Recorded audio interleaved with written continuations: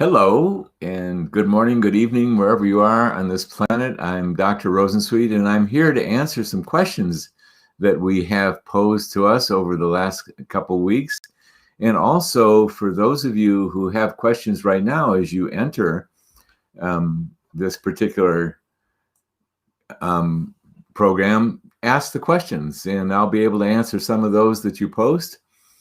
And off we go. And I'd like to answer a question that came in. I don't have a name on it, but here's the question. Do women without a uterus need hormone therapy?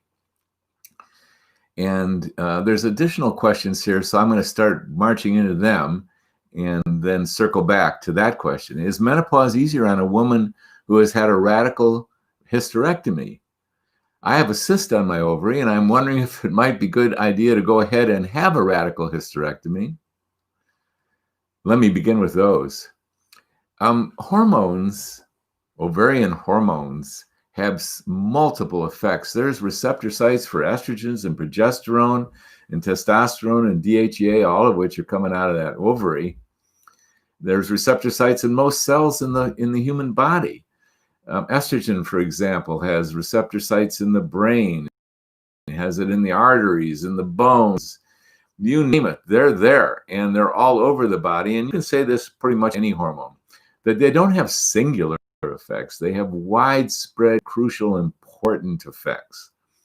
Thus, uterus, no uterus, to me, there's a similarity.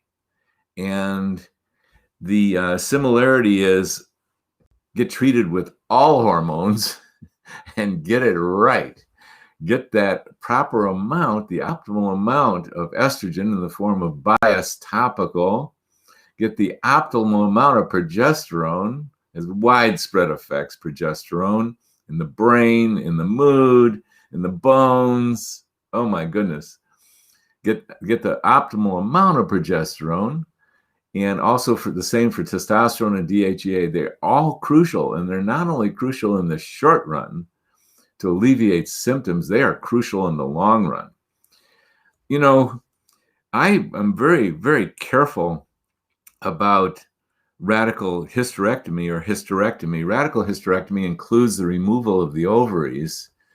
And, you know, who loves to go into surgery? And why would you do the surgery? And if it was a simple cyst, my goodness, I wouldn't even dream of it. But there might be far more to that story, especially if you've been advised to have a radical hysterectomy.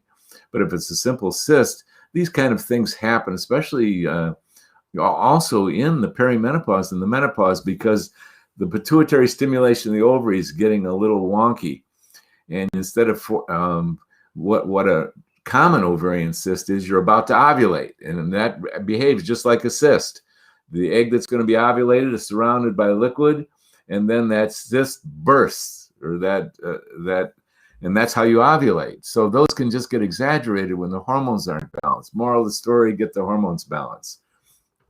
I am definitely an advocate of doing the right medicine, the right procedure at the right time. Oh my God, women's lives have been saved by hysterectomy. But in my experience, there's far more hysterectomies done that need to be done.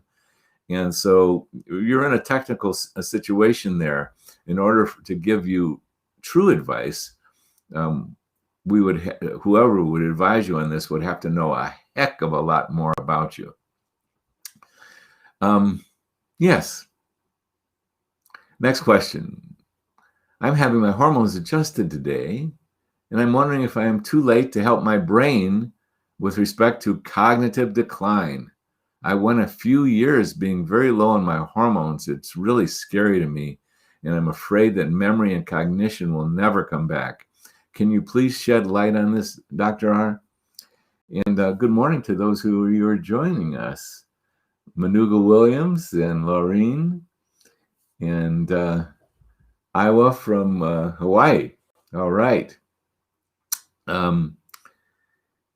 You know, the general answer to your question is healing is possible. And there has not been a condition known to human beings no matter how severe, no matter what illness, what diagnosis, including loss of cognition, that hasn't been healed by some people or a lot of people. In fact, there's books out there written. One of them is called Remarkable Recovery. Illnesses, diagnoses that people had that you'd never think that they would recover from, and they did. So it's back to, just in general, healing's possible. And yes, absolutely, you can restore your cognition. I have personal stories of, like, for example, at the National Academy of Science meeting that I attended, sitting next to me was a 65-year-old practicing physician. She was presenting too. And we went out to lunch, and she told me this story, that her mother had dementia, not cognitive challenge. She had actual dementia. And her aunt, her mother's sister, had actual dementia. And here this doctor is practicing medicine at the age of 55. She's starting to have trouble remembering things and remembering facts about her patients. And she's starting to get foggy. And it really scared her. It really scared her. She told me she thought that was it for her ability to practice as a physician. You really need a lot of cognition to do so. And then she started taking hormones because she knew the relationship of estrogen, for example, and estrogen loss to possible cognitive loss. Oh my God, it's very common. Brain fog in women in menopause is a very, very common challenge. And cognitive decline to the point where a woman's really disturbed about it, just like the questioner is. And it can get rather remarkable, and as it did in this physician. And then she started taking estrogen, and she kept on taking it. And without going into further details about her, she wound up restoring full cognition. There she was, 65 years old, out to lunch, clear as a bell. Had you not told me that she had cognitive issues, I never would have guessed that she had it ever, and showing no signs of letting up. And so I highly encourage you to begin with, get those hormones right. And you might need to, you might really need to bring in experts to help you get them right, because for one thing, so many women, as you restore the proper levels and balance of the ovarian hormones, not to youthful levels, your cognition will return. And then there's some exceptions. Like we have defined, for example, from the medical literature, how much estrogen it takes to protect the vagina and the bladder. And if you get that's the lowest amount that a woman absolutely needs. And we know the numbers on that is assessed by 24-hour urine hormone testing. We also know what could amount to an excessive level of estrogen that could put a woman at risk for breast glandular cell proliferation. And then we define that range, and we even publish this on the 24-hour urine hormone testing. This happens to be less than what a young woman needs to menstruate. Yes, if this is the amount of estrogen, somewhere in this range, a young woman needs to menstruate. Well, a menopausal woman, to have the protections that she wants for bones, for arteries, for vagina, all of these are very important. This particular range, I'm not defining it, it's 8 to 14 micrograms per 24 hours. That's optimal for most women. But what we do not have defined there is how much it takes of estrogen for clearing up the brain and healing cognitive challenges. That can amount to quite a bit more, and quite a bit more robust levels of estrogen. And we'll keep on, if a woman is having very significant cognitive decline that is not addressed successfully with the common optimal range of hormone replenishing, we'll increase that estrogen. And although it's not ever my preference, for a lot of reasons, to keep on increasing the estrogen, there's some women that they need to have that estrogen high enough that even their periods return. And there's reasons to not get periods to return, from my perspective, in 90% of the women, 95% of the women. And yet in this exception, if that's what it takes, and the doctor I told you about, she kept on increasing her estrogen until her brain cleared up, and it also restored her periods. Well, fair enough. That's such an important thing. There are exceptions all over the place. You never say never in medicine. And if the estrogen doses need to get that robust that your period comes back, but your brain clears up, bravo. And the thing that how we address that when we're getting into robust estrogen levels is we carefully monitor breast health through mammography, all different sophisticated types of imaging, and also thermography, because if a woman is on more robust doses, that's one reason that it's an absolute in our system with the menopause method to get thermography, because we don't want to see heat in a breast, excessive heat in a breast. That's usually a sign of inflammation that really matters to us. So we monitor breast and uterine health in robust doses of estrogen, because with robust doses of estrogen, especially if you don't get adequate progesterone balance, you can get a thickened endometrium, you bleed, and so you can menstruate. So we just monitor those two things, because there's a solution for everyone. I don't know that it's very rare that I run into a case that it's not possible to figure out what's optimal for that individual woman. And there's a lot of individual woman variation. The other thing that's really important about the brain is there's an expert on the brain, and I'm going to give you the expert's name because I happen to have the book by my side here. It's Dale Bredesen, Bredesen. He's a medical doctor, and he's written a book called The End of Alzheimer's. And when people started getting into cognitive challenges, Dr. Bredesen points out that hormones are definitely something to address, and address very properly. But in the book edition that I read, there was 35 other possible things to examine, like toxic metal poisoning. There's all kinds of things to examine when someone's having cognitive decline. So if cognition doesn't restore relatively easily and in a reasonable period of time, you want to connect with a functional medicine doctor that is really familiar with Dr. Bredesen's protocol. Dr. Bredesen is not the only giant in this field. There are others who really care about it and have done a lot of work on it. But you want to get someone specializing in the brain if your cognition is not restored by optimizing the hormones.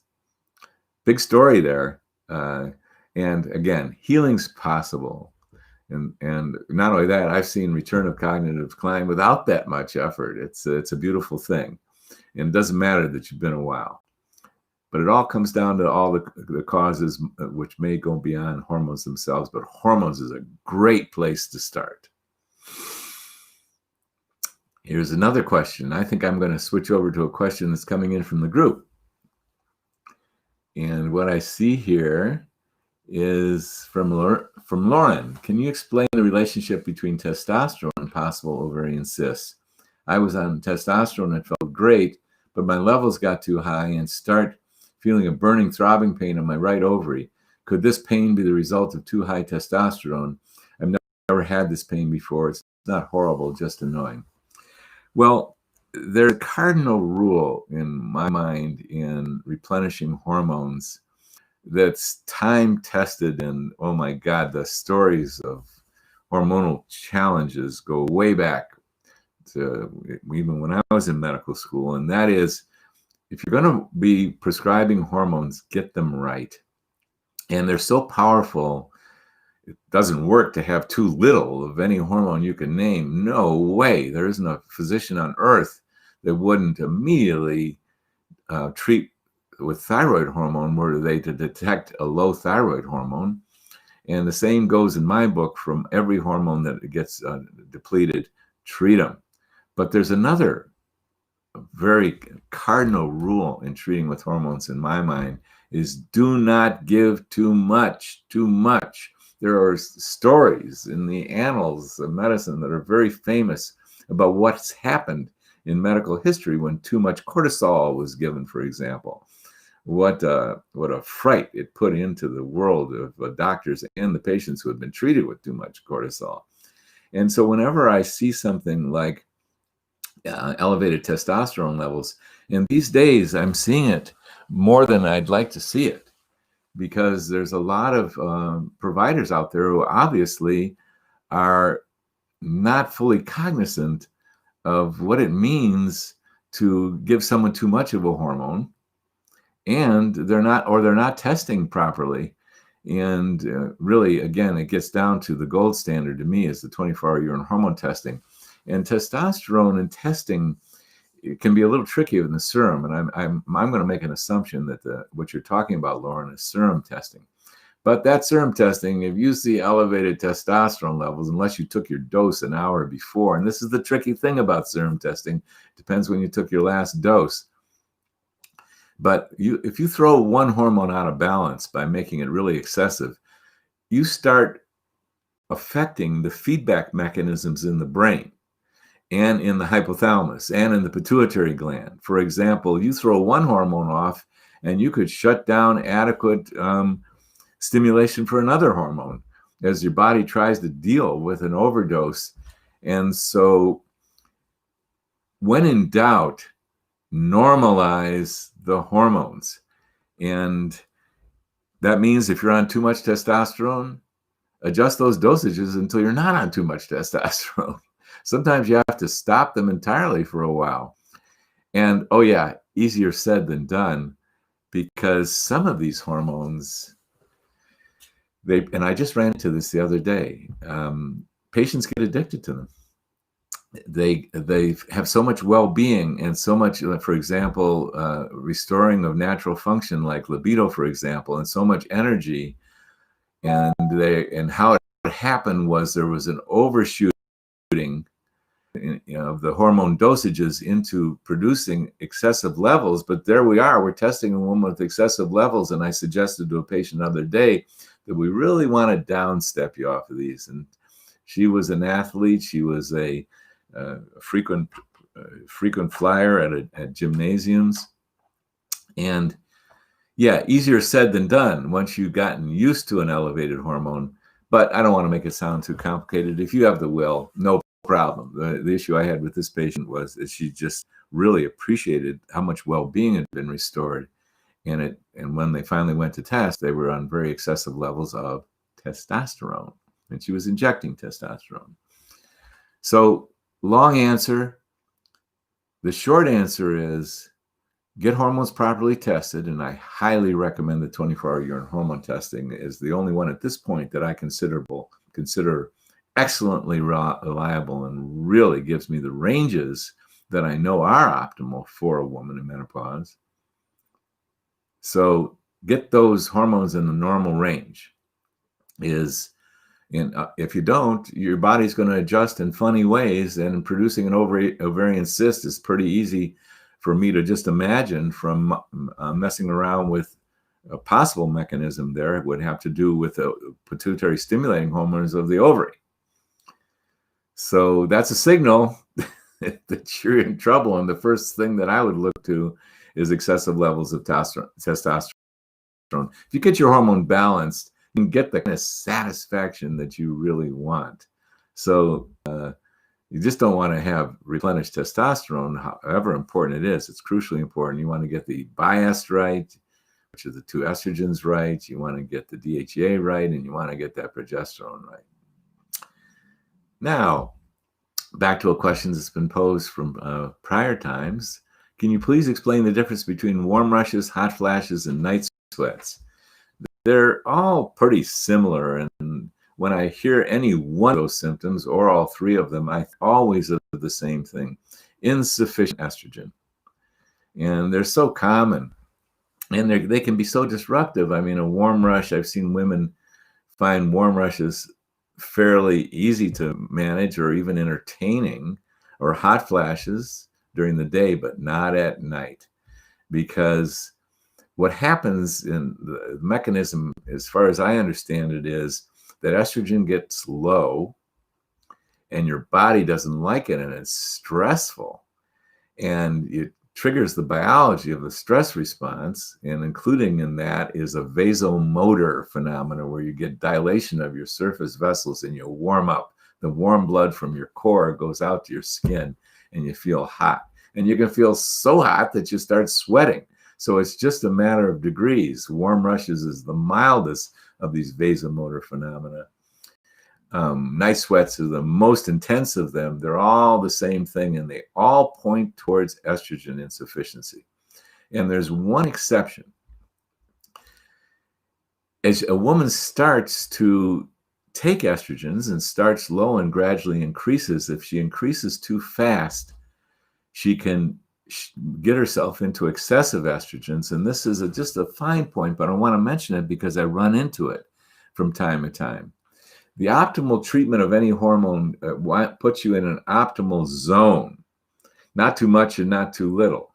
If you have too little estrogen, a large percentage of women, 75% of women, get these vasomotor phenomena. That means they have warm rushes, hot flashes, or night sweats. And 25% of women don't get these symptoms. But the ones with the, let's say a woman has hot flashes and you start low on the estrogens and you gradually increase into what's known in pharmacology as the therapeutic window, and you get your dose right, and the hot flashes start calming down, they go away, but you keep on increasing that dose and you get into elevated levels. That means you've exceeded the therapeutic window. You no longer have proper function ability of the hormone to move in and out of the receptor site with ease. And you can have hot flashes from too much estrogen. A carefully managed treatment program, you're not going to run into this, but it's common enough that a woman will just keep on increasing, shoot through that pharmacologic window and get hot flashes with too much hormone.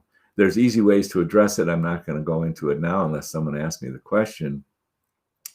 But yeah, warm rushes, hot flashes, night sweats, the estrogen's too low. And sometimes progesterone works to restore it, but I think it has to do with the resensitization of the estrogen receptor site.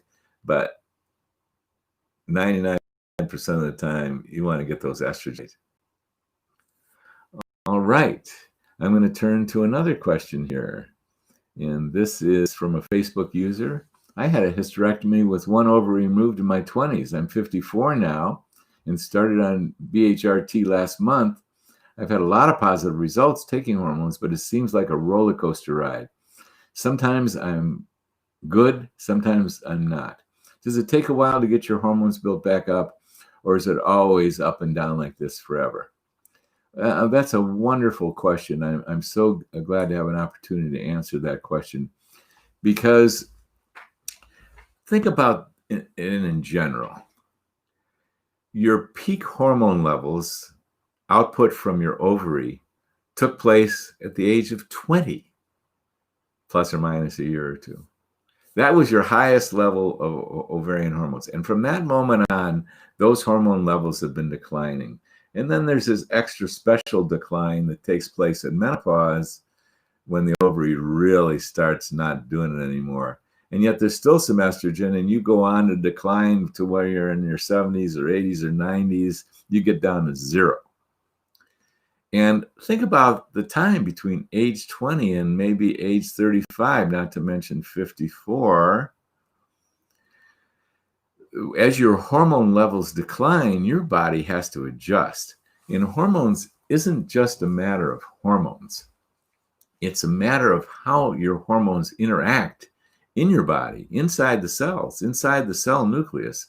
They link up with receptor sites. So if this is the hormone, they're meeting up with receptor sites inside the cell, even inside the nucleus.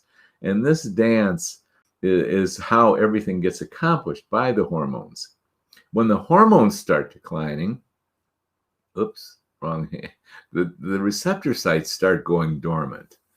And over the time, from age 20 to 54, you can have a lot of dormancy of receptor sites. So it's a dance between restoring and replenishing hormones, not overwhelming the receptor sites that are awake and active, and at the same time restoring enough hormones that you gently awaken the receptor sites without overwhelming them. That's just one of the moving parts. The main moral of the story is there are occasional women that they start taking hormones, they have a lot of symptoms. So symptoms have really put a dent in daily living. Oh my God, more than a dent in mood and sleep. Those two issues alone are enough to really make life much harder in energy, etc. There's a certain small number of women, as you restore hormones, they're back on track in a month. In fact, they even start feeling the hormones in a week. And they're absolutely delighted and amazed that they're getting restoration so quick. And this often happens when you start at a younger age. It's more common when you start at a younger age, that the result, like in the perimenopause, that the results can be early and dramatic. But I prefaced all this with, there are a few. It's not the most common thing. And I think what I would like to encourage you the most about is the readjustment process internally of your body getting reintroduced to hormones, because you're 54, and I don't know how long you were in menopause, because you still have that one functioning ovary, if I read that correctly. But the restoration process, you want to have a lot of patience with it. And I tend to give women ballpark numbers, like, don't draw any conclusions until 4 months. And there's been women that it's taken a year of careful adjustment and readjustment of hormones to where they finally say, okay, we got it. And there's a certain number of women that they get a lot back and it really is helpful and they're really grateful, but they never get it perfect. And they're in a perpetual, I'm having good days, I'm having not perfect days. It's a little bit up and down. And of course, there's so many variables that go on. Hormones are so related to stress that there's a lot of reason for daily variability, because all these ovarian hormones that you're taking are recruited for the stress response. So you can't count on you're going to have a dose that's going to be perfect for you and it's going to remain steady the whole rest of your life. I know I got a little blurry there. What I'd like to say is 95% of the women that I've ever worked with, whether it takes a month or 4 months or a year, they reach a point of satisfaction and gratitude and stability that they love and they're very grateful for. And they do it for the whole rest of their life. And there might be some variability within that. That's why in the menopause method, we have annual consultations and annual 24-hour urine hormone testing just to see where a woman is. And yet you can reach a level of satisfaction that even if it's not perfect, even if it's not the same as the vigor and vitality and other functions that you had when you're in your 20s, I can't tell you how many women are so grateful and so satisfied. And I'd like to put in a plug for the long term, because yes, you're doing this to address and alleviate symptoms that you have now that can really be disabling. Like I said, and you know this better than I do, that all you got to do is miss a couple nights sleep or have some significant mood issues like anxiety and depression. So restoration of hormones early and being successful at alleviating those symptoms is a godsend. It's a real blessing.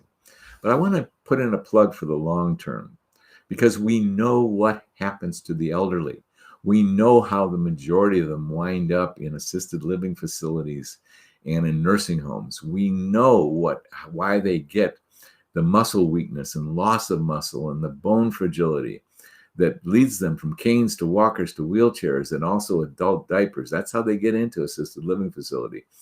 And 90% of what gets a woman into an assisted living facility in her late 80s and 90s could be alleviated by hormones, and of course some other health habits, of course, but hormones, proper restoration of all the hormones, of the estrogens in the form of bias, in the progesterone, in the testosterone, in the DHEA, all of these are definitely required, and you get these right.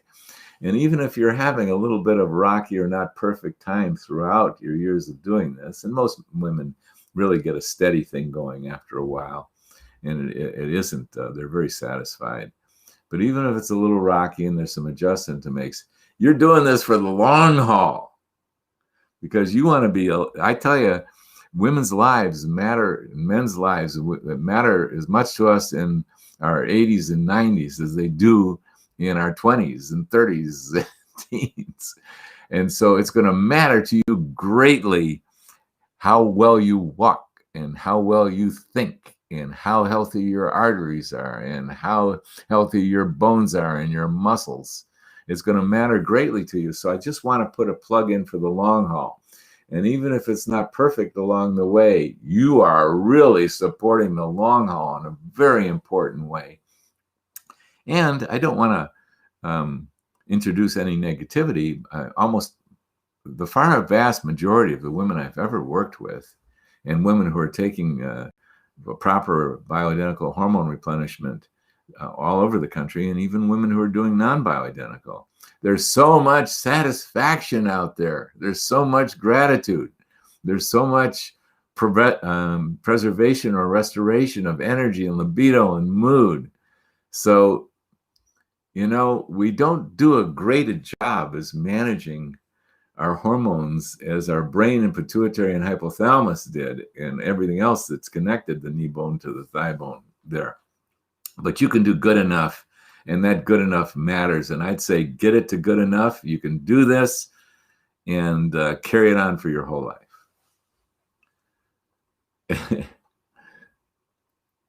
Another question from Joan. As soon as I put hormones on, I can feel them in my head and body.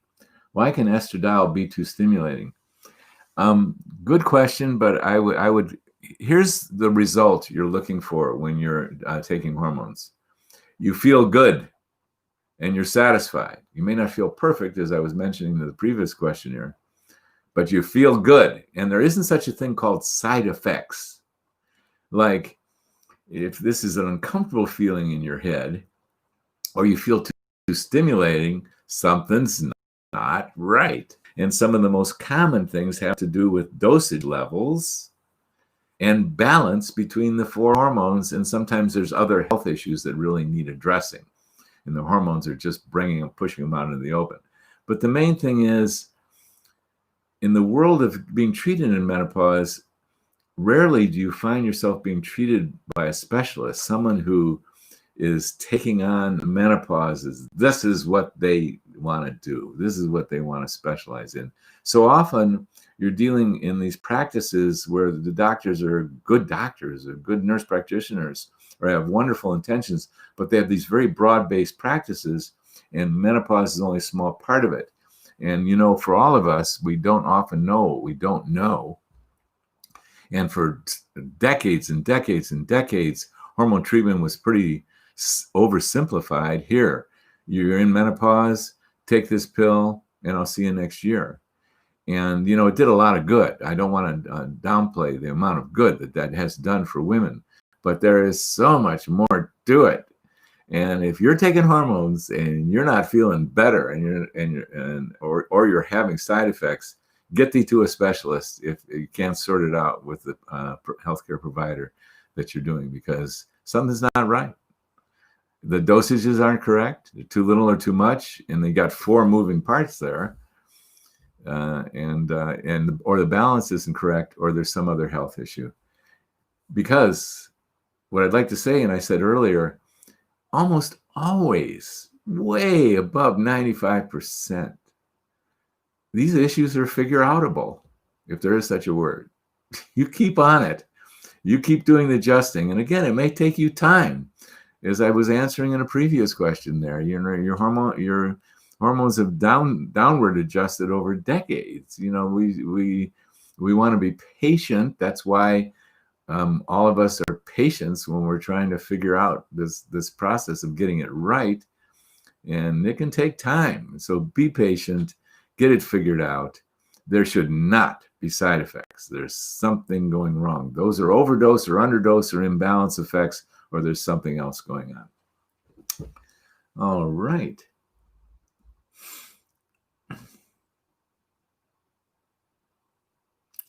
I'm going to return to one of the questions that we had come in earlier. I started on the menopause method oils recently, and to my dismay, have found I have gained 7 pounds. Is this normal? I eat very healthfully and exercise, and I'm wondering why this could be and what it is I should do.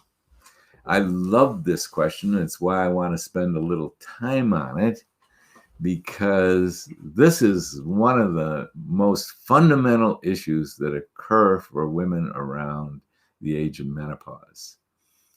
And it's one of the drivers to make that phone call to find the proper healthcare provider and get treatment is weight gain. And I've heard it from women on whatever form of compounded bioidentical hormones or pharmaceutical hormones addressing menopause. I've heard this statement: I started on the hormonal treatment and I started gaining weight. Does estrogen cause weight gain? Does progesterone cause weight gain? Is another question that is so common. So I'd like to look into weight for a moment here. And you can download a free PDF version of our book, or get a hard copy of it from one of those well-known book distributors out there. And it's Happy Healthy Hormones. And you can download a free PDF version, because in this book I have a whole chapter on weight and weight gain. And this is such a common sense. I eat healthy and exercise and have cared about my health for a long time, but I'm gaining weight. And there's a lot of things that go into weight gain. And in order to gain weight, something's got to happen to something as fundamental as metabolism, which is the cellular biochemistry that relates to how you burn and store or not store calories, the food that you eat.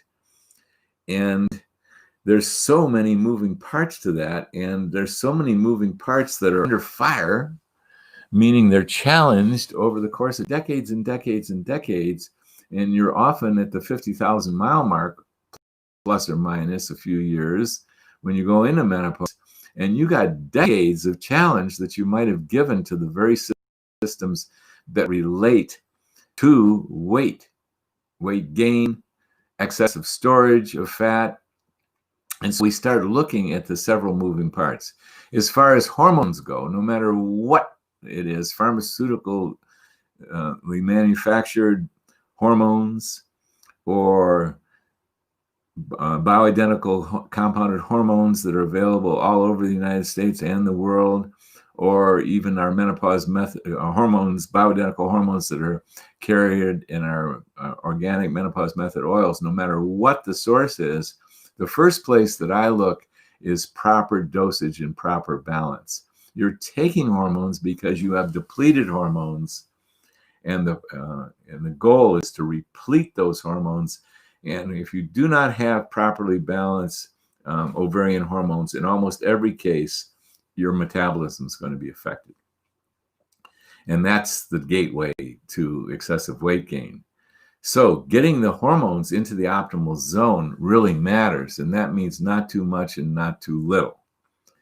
And then there's not, your menopause method practitioner is going to know what that end goal is, and you'll be able to get that right. And in order to have an optimal metabolism, you want to just get every one of those 4 ovarian hormones into the optimal zone. And you're going to be tested when you're using the menopause method oils, ultimately with the 24-hour urine hormone test. And that optimal zone, they're very clearly defined. And if you get into the optimal zone and you're still gaining weight, we look to other factors, the real common ones, for example. Or even before you get in the optimal zone, one of the things that we do is we start evaluating these other factors that are so commonly the problem. And the big one is insulin resistance. And I go into great detail on this in the book. And what that is if you had a certain amount of stress, either it's dietary stress by excessive carbohydrates, or emotional and life stress that you haven't done a great job, and you mobilize that stress response over and over again, the short version is you are developing a recipe for weight gain that's going to come sooner or later. You're developing something called insulin resistance. Your blood glucose levels need to get higher in order to feed your cells. You get your high blood glucose levels, you increase the insulin. Insulin says store these excessive carbohydrates to convert them to fat. And so insulin resistance is one of the main things that we look at. And I don't know that I've seen a blood test of someone in their 50s, male or female, that already is showing symptoms of insulin resistance, and the elevated blood glucose, the elevated hemoglobin A1C, the elevated fasting insulin. All of these are super recipes for weight gain. And the stress response itself is a super recipe for weight gain. So there's many moving parts in weight gain, and they tend to hit us in midlife because they've accumulated. And I'm going to suggest it's not from the hormones. It is from various different parts that lead to excessive weight that need to be sorted out. And you might have to undergo a dietary conversion. You may have to start supplementing your digestion. As another coincidental thing that happens at midlife is we don't have the same digestive power as we had when we were kids. Far from it. And you can give a teenager anything and they'll break it down to the molecules, and those molecules will be absorbed properly. And if you're not digesting properly, you're going to have excessive appetite, and you're going to go cruising after those simple carbohydrates, which you can digest easily. I'm not saying that you do, but these are the common faults. So you've got to look into all these moving parts. And many people have to, in order to maintain an optimal weight, have to augment digestion, because if you're not digesting your protein or your minerals, which is the hardest, the most technically complex to digest, well, what happens? Here's a metaphor. You eat a big meal, big healthy organic meal even, and your body goes an hour later or a half hour later, where's the zinc? We didn't get enough zinc. Zinc's a mineral. We didn't get enough magnesium. I'm just creating a story. It's not this literal. And what your body's going to do, it's going to send you out there with appetite to graze through some more food so you can get the zinc out of there or the protein out of there or whatever it is you're not getting enough of. But when you're grazing through more food, you're grazing through more calories. So weight gain at menopause is a big question. And where I would steer you to is our book, Happy Healthy Hormones, and that chapter on weight gain, because there's several moving parts. As far as hormone goes, the best thing you can do is get the proper hormones and get them regulated into the optimal zones. And then as far as weight gain goes, thank goodness this has been an area of tremendous interest, and there are many experts, and you don't have to go further than your smartphone to start dialing for dollars and see if you can find programs and teachers out there that make sense to you on the whole subject of weight gain. Big question comes down to definitely get the hormones balanced, because when you get the hormones balanced, you got a shot at decent metabolism, and then go after the other moving parts. The final thing I want to say at the 50,000 mile mark, plus or minus, whenever you're intercepting the world of hormones, is proper evaluation of thyroid is extremely important. Thyroid is one of the principal inspirers of adequate metabolism. And when the thyroid gets overstressed over the decades of too much stress and too much biology of the stress response, the thyroid too gets stressed. It's not going to necessarily throw you into thyroid illness, but do not be consoled by what I would quote as normal thyroid blood tests. No way. Functional medicine physicians and nurse practitioners will apply a much more focused and zoomed in criteria for looking at thyroid blood tests. And hypothyroidism is so common. Functional hypothyroidism. Normal, quote, normal blood tests, but your thyroid's not putting out the same. And that thyroid is one of the principal inspirers of adequate metabolism. So part of the menopause method is we definitely zero in on that thyroid, both for weight and both for hormonal well-being. And I would say half to 2/3 of the women I've ever treated in menopause were also treating with thyroid hormone and getting those right. And there's definitely ways to assess thyroid. So you don't want to leave out thyroid. And as an added attraction there's also the issue of you need adequate progesterone for the thyroid to work properly. So just as a fun factoid, why do women who want to see if they've ovulated take their basal temperature every morning? And they find out if they ovulated, because if they did ovulate, the temperature goes up a couple tenths of a degree. Noticeably, if you're graphing it on a graph paper, somewhere around mid-cycle. If that temperature goes up, you have ovulated. And why did that temperature go up? The egg didn't make your temperature go up, the loss of the egg. It turns out that if you ovulate, you get these robust, rich, huge levels of progesterone to be produced right out of the cells that surrounded the egg that got ovulated. And one of the things that progesterone does is facilitates the effect of thyroid hormone. So you get a boost in thyroid hormone. That means you get a boost of metabolism mid-cycle, and that's why you get more heat, because the product of metabolism is energy and heat. So you get more heat mid-cycle. If this seems like a blur, and there's a lot of moving parts, it is a blur because there's a lot of things to attend to, especially at midlife, because we put strains on our system in every one of these directions I've named, and they all need our attention, especially if we want to maintain a normal body weight. And yeah, long answer. Gosh, I don't know if I've ever answered a question with too many words. Do you think? No, I have. I tend to have a lot of answers, but weight is so important that I like to zero in on it. And I want to tell you, the good news is so much of these factors are addressable.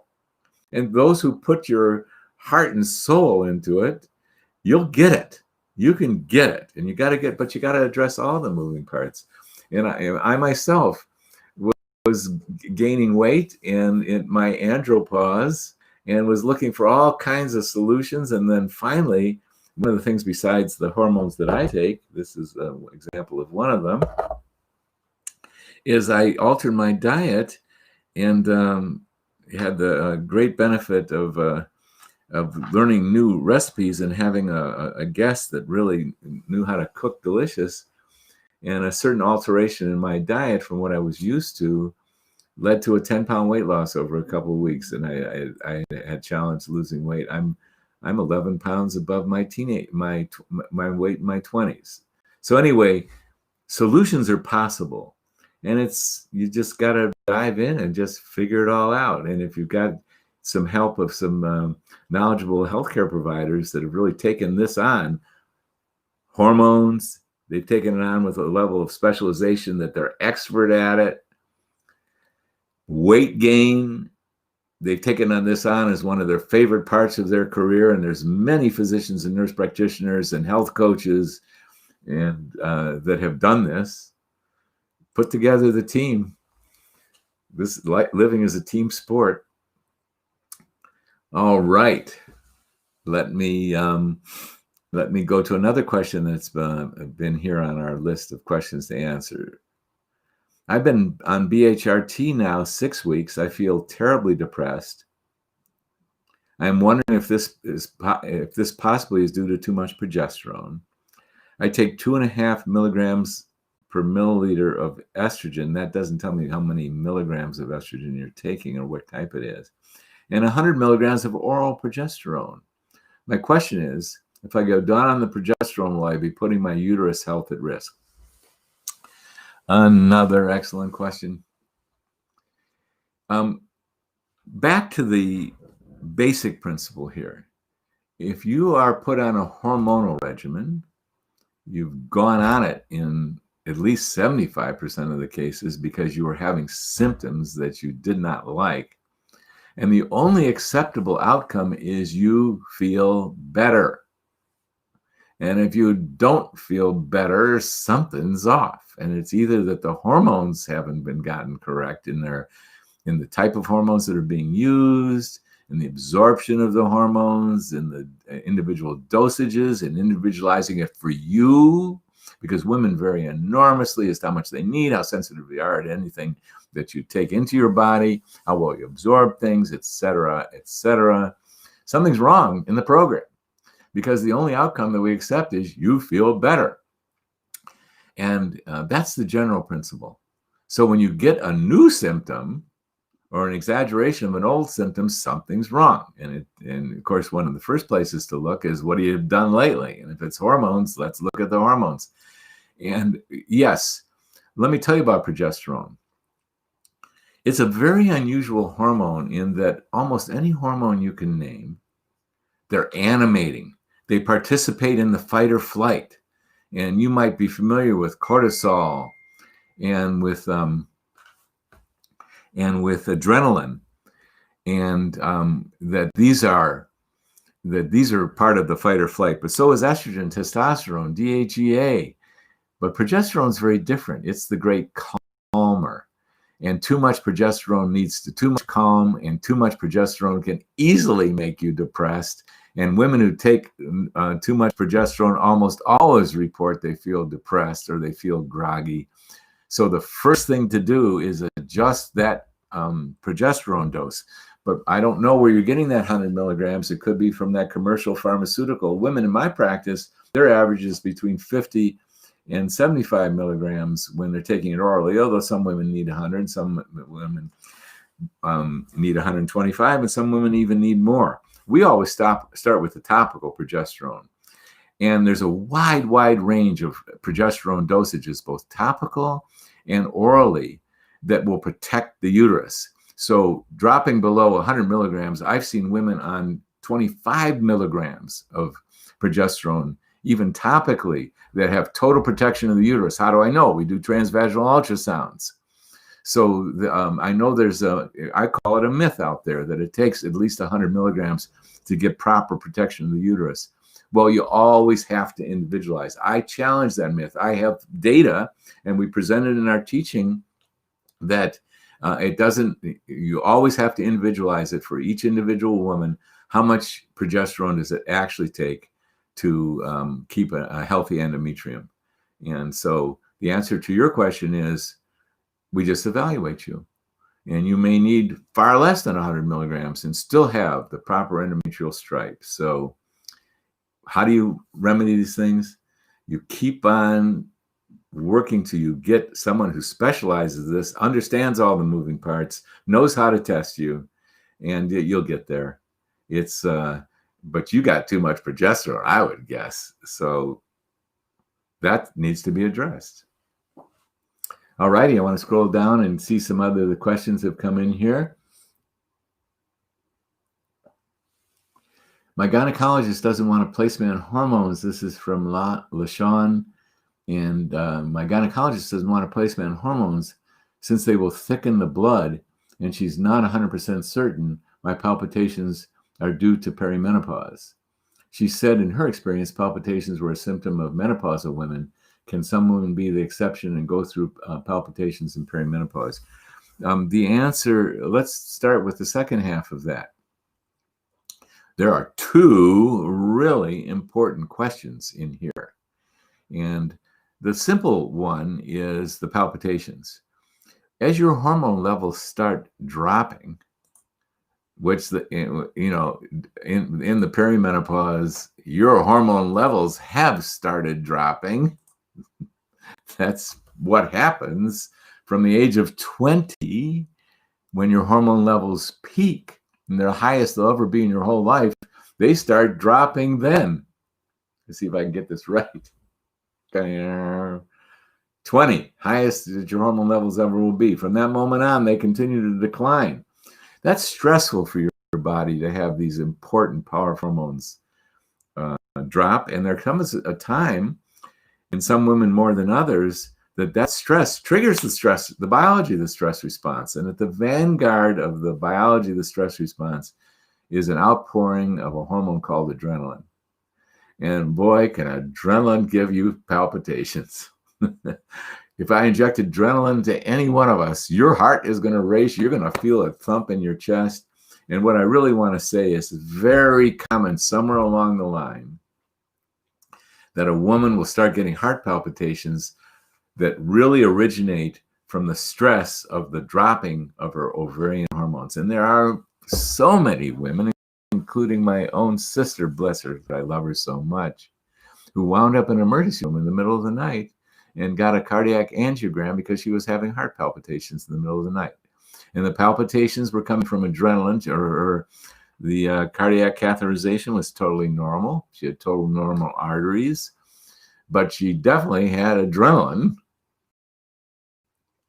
pumping into her because of the low ovarian hormones in the middle of the night.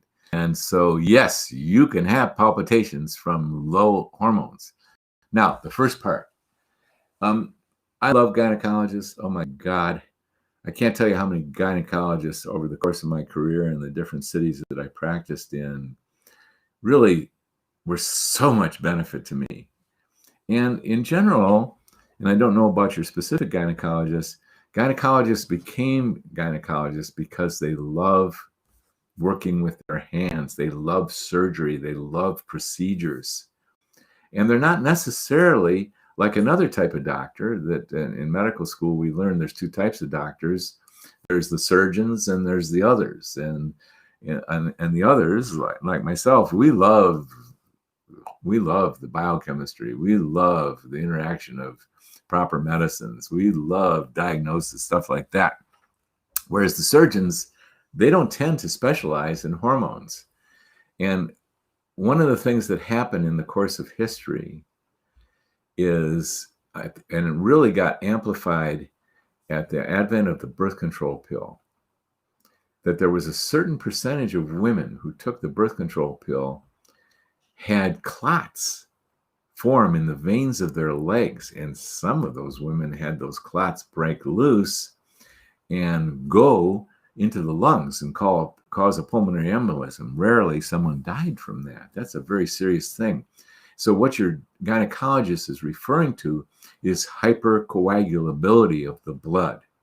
This is an important subject, and we address this subject in the menopause method because it turns out that estrogens, when taken orally, when taken by mouth, increase the propensity of blood to coagulate. This is measurable.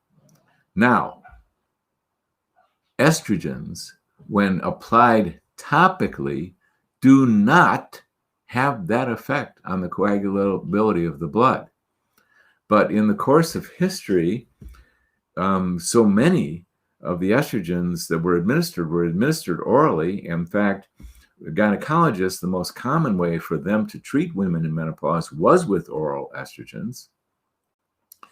And then when the Women's Health Initiative came out and gave false information about increased risks, and it scared women all over the world falsely because there was no increased risk, as the original study committee admitted, and you've heard me talk about.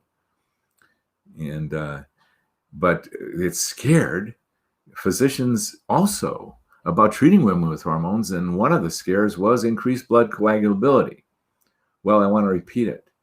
You can increase the propensity of blood to coagulate and clot by giving estrogens orally, which is why in the course of my career, I gave only one patient estradiol orally, and there was reasons that she couldn't take it any other way. She was a relative of mine. She was my own mother. And then that means 99.99% of the patients that I've treated in menopause over the last 20 years, I would only give estrogen topically, and it works beautifully topically, and it does not increase coagulability. Now, there are some rare people, men and women, that have an increased propensity to clot for other reasons. And there's a lot of reasons why you can have that increased propensity to clot. And when someone takes a thorough medical history in dealing with a new patient in menopause, we ask questions about coagulability and did you ever have a clot? And we want to know the answer to that. And if we do see that you have an increased propensity to clot, well, healing is possible. if we uncover it, and there's very sophisticated laboratory tests that can examine the multiple moving parts in the coagulation mechanism, so that we can give you an accurate assessment of your propensity to clot when there is a question. I always do that sophisticated testing, and we can address it because healing is possible. There's many natural supplements that will reduce blood coagulability, and all we do is, when it has an increased propensity to clot, I have no clue that you do or you do not, LaShawn. We just address it, and then you can take hormones. So there's always a way. There's always solutions. Healing is possible, and I'd like to say that topical estrogens do not increase the propensity to clot. All right, and here's a Facebook user. As soon as I put hormones on, I could feel, I've already answered that, sorry. And hello to you, Ellie. And hello from Spain, my goodness. And